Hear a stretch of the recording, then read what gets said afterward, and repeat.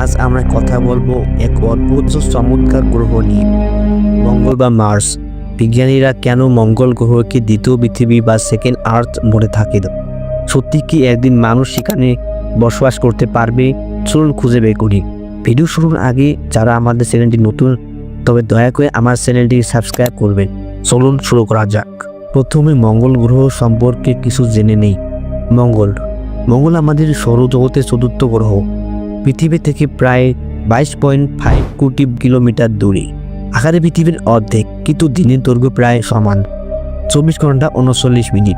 আমাদের পৃথিবীর মধ্যেও যেমন ঋতু পরিবর্তন হয়, ঠিক তেমনই মঙ্গল গ্রহের মধ্যেও ঋতু পরিবর্তন হয়, কারণ মঙ্গলের অক্ষ পৃথিবীর মতোই হিলে আসে। এমন বৈশিষ্ট্যই মঙ্গলকে পৃথিবীর মতোই একটি যমজ চরিত্র দেয়।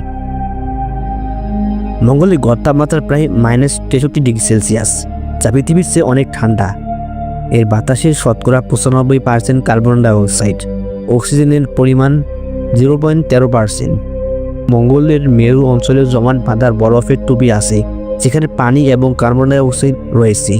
বিজ্ঞানীদের মতে এই বরফ ভবিষ্যতে মানুষের পানির বড় উৎস হতে পারে। বিজ্ঞানীদের ধারণা মতে মঙ্গলের এক সময় নদী ও হ্রদের অস্তিত্বেও প্রমাণ মিলেছে। নাসার রোভার কিউরিওসিটি এবং পারসেভারেন্স পাথরের গঠন দেখে বলেছে, বিলিয়ন বছর আগে মঙ্গলে ছিল অনেক উষ্ণ ও আর্দ্র। যদি তখন সেখানে তরল পানি ছিল, তবে ক্ষুদ্র জীবনও থাকতে পারে। এই ইতিহাস মঙ্গলকে জীবনের সন্ধান সবচেয়ে সম্ভাবনাকেও গ্রহণ করেছে।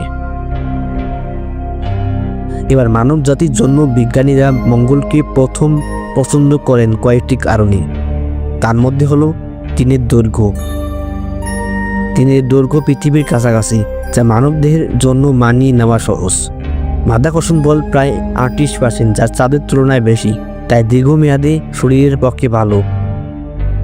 পানি উত্তোলনের সম্ভাবনা এবং সৌরশক্তি ব্যবহারের সুযোগ।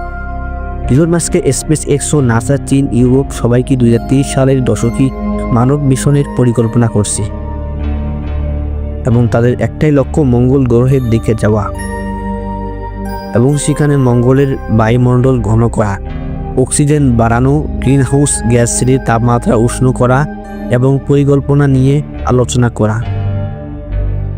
তবে এখনও প্রযুক্তিগত দিক থেকে অনেক কঠিন, তবে তথ্যগতভাবে সেটি অসম্ভব নয়। মঙ্গল গ্রহের অসুবিধা হলো পাতলা বায়ুমণ্ডল, তাই কোনো প্রাকৃতিক সুরক্ষা নেই। ধুলোঝড় কয়েক সপ্তাহ ধরে চলতে পারে। এসব সমস্যার সমাধান না হলে মানুষকে বিশাল ডোম বা ভূগর্ভস্থ আশ্রয়ে থাকতে হবে। নাসার আর্টেমিস প্রকল্প প্রথমে চাঁদে স্থায়ী ঘাঁটি তৈরি করবে, সেখান থেকে মঙ্গলে যাওয়া হবে, এক মহাকাব্যিক যাত্রা। স্পেস এক্সের স্টারশিপ রকেটও মঙ্গল যাত্রাকে বাস্তবে রূপান্তর দিতে প্রস্তুত হচ্ছে। প্রথম মানুষ যখন লাল মাটিতে পা রাখবে, তখন মানব ইতিহাসের এক নতুন অধ্যায় শুরু হবে।